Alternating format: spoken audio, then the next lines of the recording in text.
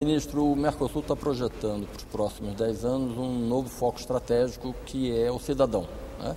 Vai trabalhar a questão do documento único, um Renavan, um certificado de veículos único e também a questão dos diplomas, né, dos diplomas universitários.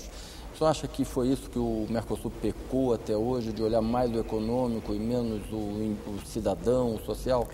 Eu não vou dizer que pecou, porque eu acho que aí seria uma autocrítica que eu não faria, porque nós nos preocupamos sempre com isso. Agora, você evolui aos poucos. Nós temos acordos de previdência, nós temos acordos de residência, temos muitos acordos que beneficiam diretamente o cidadão. Temos acordos que eliminam o passaporte, aliás, não só Mercosul, para toda a América do Sul. Enfim, então temos muitos acordos desse tipo. Temos também acordos bilaterais, às vezes, porque também, como dizia, eu acho que o Temístocles Cavalcante, o indivíduo não vive na União, o indivíduo vive no município. Então nós fizemos acordos ali com o Uruguai para facilitar a vida deles. Temos encontrado uma excelente cooperação do Paraguai hoje para ter uma maior clareza sobre os chamados brasiguaios. Então, muita coisa foi feita, mas a gente vai continuando a evoluir. Eu acho que essa questão dos diplomas é muito importante, porque é o que permite efetivamente uma pessoa trabalhar nos vários países. Então, são avanços que vão sendo feitos. Nós começamos por aquilo que era mais óbvio, digamos, a linha de menor resistência. Você sabe que revalidação de diploma é das coisas mais difíceis que existe, porque o sentido corporativo das várias profissões no Brasil é fortíssimo, né? Então, por incrível que pareça, é mais fácil você baixar uma tarifa a zero do que você conseguir a revalidação de um diploma estrangeiro.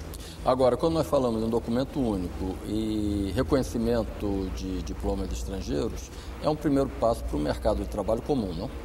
Eu acho que terá que ser, porque o mercado comum se compõe de três coisas: liberdade de movimento de bens e serviços, liberdade de movimento de capitais e liberdade de movimento de pessoas, que significa mão de obra, que são fatores de produção, na realidade, que você tem que permitir que se movam livremente. É fundamental. O brasileiro deve votar em 2012, sua primeira bancada para o Parlamento do Mercosul. Você acha que o cidadão brasileiro ele tem informação em nível suficiente, ele sabe o que é o Mercosul, ele terá condições de estar participando conscientemente num processo desse? Mas isso é o ovo e a galinha. Ele talvez não saiba totalmente, mas ele vai passar a saber mais quando ele viu a fotografiazinha de alguém lá dizendo: olha, eu sou candidato ao Mercosul, eu vou propor tal coisa, né? Enfim, eu vou propor a liberalização de tal, eu vou propor que a gente aplique antidumping em conjunto a produtos de origem de países terceiros, por exemplo, né? E vou propor que a gente tenha uma política industrial comum. Então aí as pessoas vão ficar sabendo mais do que sabem hoje. Mas veja bem, também o Mercosul não é tão pouco conhecido assim. Uma coisa que me chamou muita atenção, eu tenho 2 episódios assim que me chamaram a atenção. Um foi logo no começo, porque eu tratei muito o Mercosul no início aqui como diretor da área econômica. Aí depois eu fui para Genebra, voltei como ministro. Aí quando eu voltei como ministro, o presidente Itamar Franco propus justamente a área de livre comércio sul-americana. E tive aqui um almoço com empresários. E os empresários que no início tinham resistido muito ao Mercosul, ou resistido ou desprezado, dizem: isso aqui é coisa de pobre com pobre, não interessa, a gente tem que estar pensando nos Estados Unidos.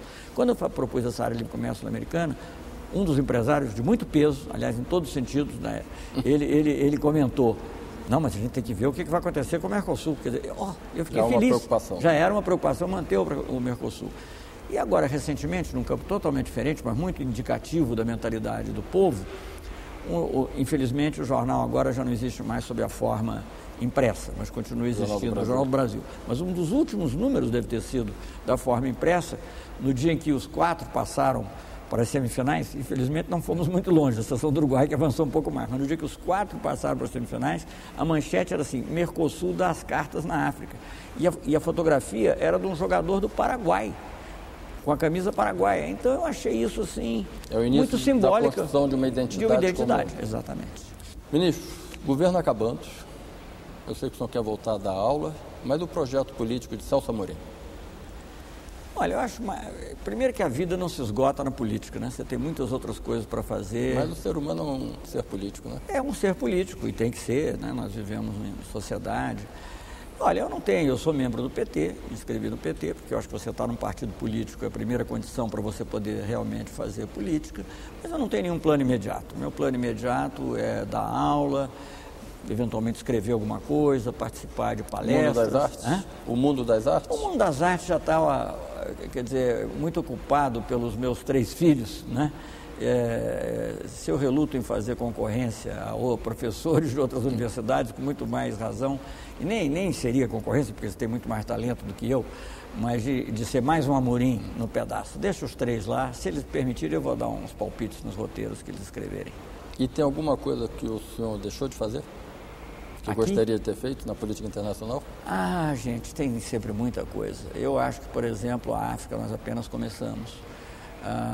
Eu acho que a burocracia brasileira começa a entender a importância da África, né? E nós dependemos muito da burocracia, porque você vai lá, faz um tratado, mas na hora de sair o empréstimo, na hora de mandar o técnico, não somos nós que mandamos.